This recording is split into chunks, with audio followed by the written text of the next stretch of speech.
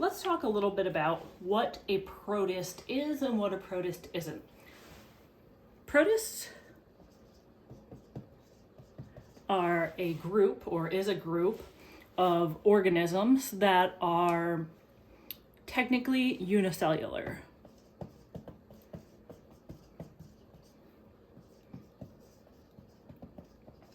And protists are not bacteria or archaea. So they're not prokaryotes.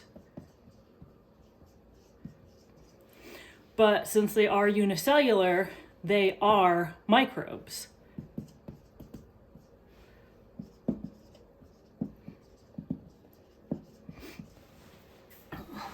Protists are also eukaryotes. So what are eukaryotes?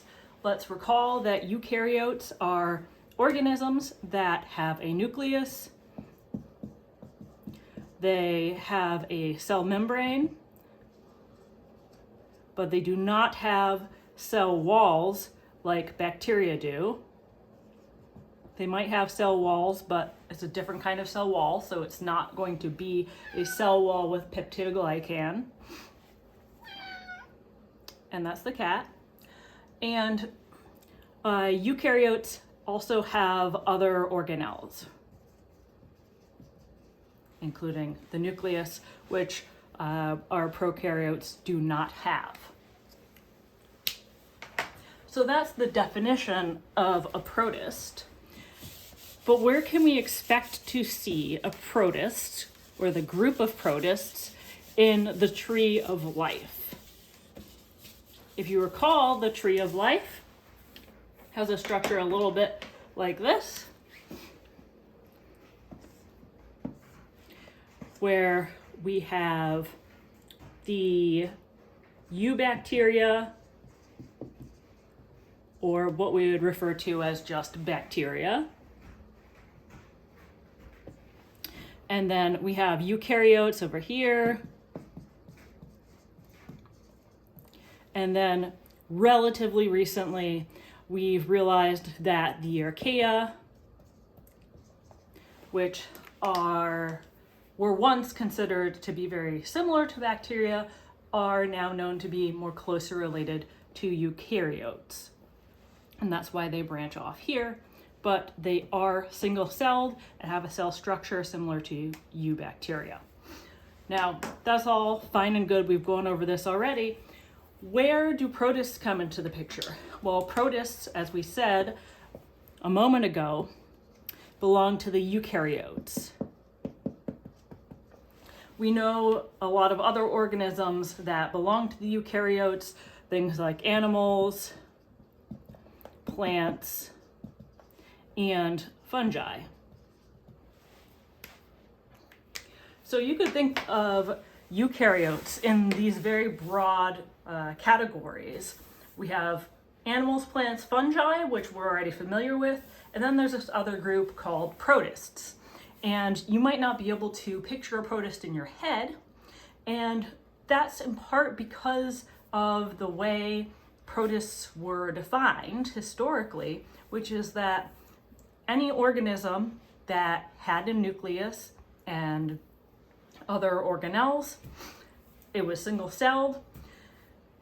So it wasn't a eubacteria, it wasn't archaea, it was a eukaryote, but it wasn't an animal, plant, or fungus. So we recognize animal, plants, and fungi. We could define them pretty easily. And anything that didn't fall into these categories, or these two categories, were classified as protists. Now there are some other defunct groups that are no longer, or classifications that are no longer used. I'm not going to get into them, but you might see them referred to. Protists are a really diverse group for this reason, because it's kind of like everything that didn't belong in plants, in animals, plants, fungi, archaea, and eubacteria were put into protists. And protists can actually be categorized into multiple different groups. as you might imagine, because there are plant-like protists, there are animal-like protists, there are protists that really don't seem similar to either plants or animals or a combination. And so in reality, there are all these different groups of protists. So if we had our tree that we saw on the previous slide here, and then we take a look at the eukaryotes and we make it larger over here. So this is the line coming from eukaryotes, and we enlarge it. So what do we expect to find here? Again, we said animals, plants, fungi, and protists. And if you were imagining the kind of diversity that you would see, you would think that most of the diversity comes from animals, plants, and fungi, right? Well, actually, a lot of the diversity comes from protists. So if we were going to make an accurate phylogeny or tree of life that just shows eukaryotes, actually a lot of the branches are going to be protists.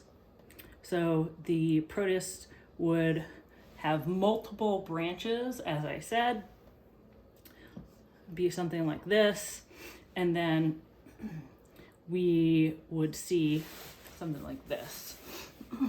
So these guys would all be protists, and this is not accurate in terms of the exact relatedness or the number of groups, but I just want to show you that there are protists, lots of diversity, and diversity in terms of DNA, shapes of cells, lifestyles, environments. And then down here, we have all those things that we considered to be more familiar, things like our fungi, our animals, and our plants. So yes, there are lots of different types of fungi, lots of different animals and plants. So it seems very diverse, but we're actually all pretty similar when you compare these types of organisms to protists, which are all different kinds of shapes, all different kinds of structures.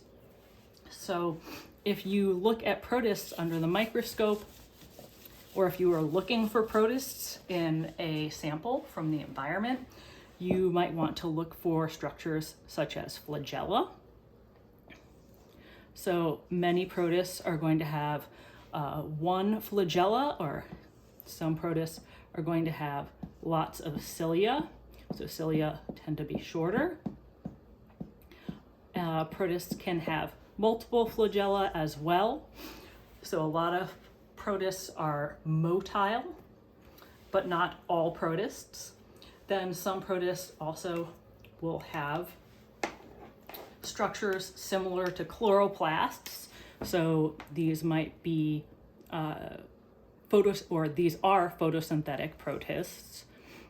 So they're going to have not only a nucleus, which is here, but they'll also have some photosynthetic organelle, sorry.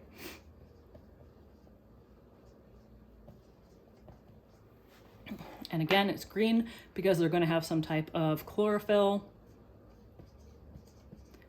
in that organelle. And I should put the nucleus in these guys as well.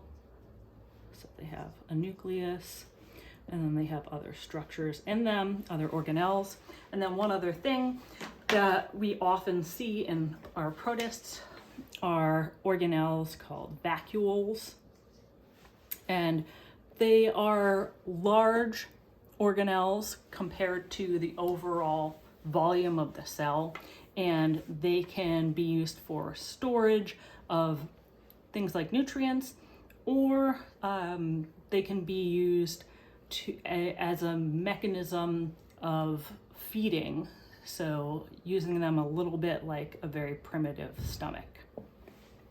So that's just a brief overview of protists and their relationship to the tree of life in general.